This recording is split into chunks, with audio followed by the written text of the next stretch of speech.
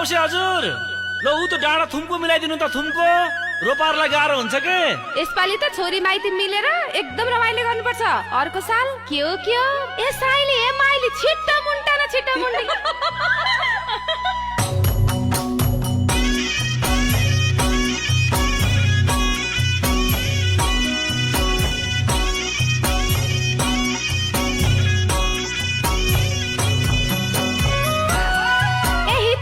छिटो हात चलाए असारे गीत पनि गाउन पर्छ हो नि कुरा त छुपुमा छुपु खेतैमा